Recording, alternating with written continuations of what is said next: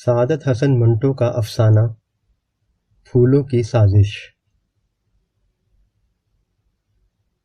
باغ میں جتنے پھول تھے سب کے سب باغی ہو گئے۔ گلاب کے سینے میں بغاوت کی آگ بھڑک رہی تھی۔ اس کی ایک ایک رگ آتشی جذبے کے تحت پھڑک رہی تھی۔ ایک روز اس نے اپنی کانٹوں بھری گردن اٹھائی اور غور و فکر کو بالائے طاق رکھ کر اپنے ساتھیوں سے مخاطب ہوا۔ کسی کو کوئی حق حاصل نہیں کہ ہمارے پسینے سے اپنے عیش کا سامان مہیا کرے۔ ہماری زندگی کی بہاریں ہمارے لیے ہیں اور ہم اس میں کسی کی شرکت گوارا نہیں کر سکتے۔ گلاب کا منہ غصے سے لال ہو رہا تھا۔ اس کی پنکھڑیاں تھر تھرا رہی تھیں۔ چنبیلی کی جھاڑی میں تمام کلیاں یہ شور سن کر جاگ اٹھیں اور حیرت میں ایک دوسرے کا منہ تکنے لگیں۔ گلاب کی مردانہ آواز پھر بلند ہوئی۔ ہر ذی روح کو اپنے حقوق کی نگرانی کا حق حاصل ہے اور ہم پھول اس سے مستثنیٰ نہیں ہیں۔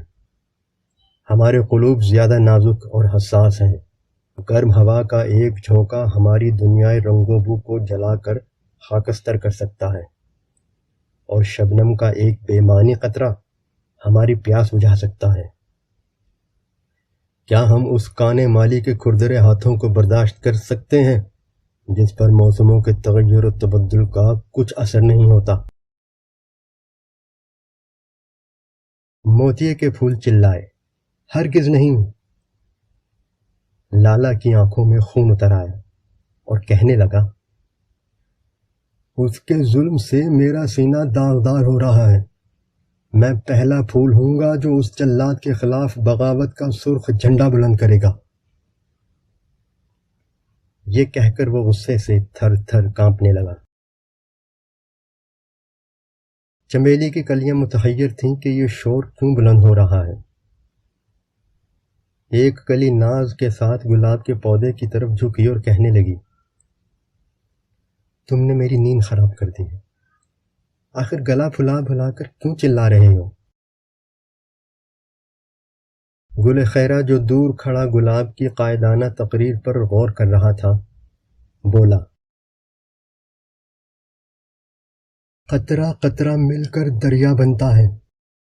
کو ہم ناتواں پھول ہیں، لیکن اگر ہم سب مل جائیں تو کوئی وجہ نہیں کہ ہم اپنی جان کے دشمن کو پیس کر نہ رکھ دیں۔ ہماری پتیاں اگر خوشبو پیدا کرتی ہیں تو زہریلی گیس بھی تیار کر سکتی ہیں۔ بھائیو، گلاب کا ساتھ دو اور اپنی فتح سمجھو۔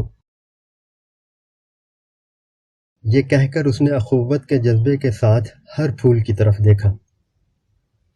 گلاب کچھ کہنے ہی والا تھا کہ چنبیلی کی کلی نے اپنے مرمری جسم پر ایک تھر تھری پیدا کرتے ہوئے کہا، یہ سب بیکار کی باتیں ہیں۔ آؤ تم مجھے شعر سناؤ، میں آج تمہاری گود میں سونا چاہتی ہوں۔ تم شاعر ہو میرے پیارے، آؤ ہم بہار کے ان خوشگوار دنوں کو ایسی فضول باتوں میں ضائع نہ کریں اور اس دنیا میں جائیں جہاں نیند ہی نیند ہے، میٹھی اور راحت بخش نیند۔ گلاب کے سینے میں ایک ہیجان برپا ہو گیا۔ اس کی نبض کی دھڑکن تیز ہو گئی۔ اسے ایسا محسوس ہوا کہ وہ کسی اتھاہ گہرائی میں اتر رہا ہے۔ اس نے کلی کی گفتگو کے اثر کو دور کرنے کی سعی کرتے ہوئے کہا، نہیں، میں میدان جنگ میں اترنے کی قسم کھا چکا ہوں۔ اب یہ تمام رومان میرے لیے محمل ہیں۔ کلی نے اپنے لچکیلے جسم کو بل دے کر خواب گوں لہجے میں کہا، آہ میرے پیارے گلاب، ایسی باتیں نہ کرو، مجھے وحشت ہوتی ہے۔ چاندنی راتوں کا خیال کرو جب میں اپنا لباس اتار کر اس نورانی فوارے کے نیچے نہاؤں گی تو تمہارے گالوں پر سرخی کا اتار چڑھاؤ مجھے کتنا پیارا معلوم ہوگا، اور تم میرے سیمی لب کس طرح دیوانہ وار چومو گے۔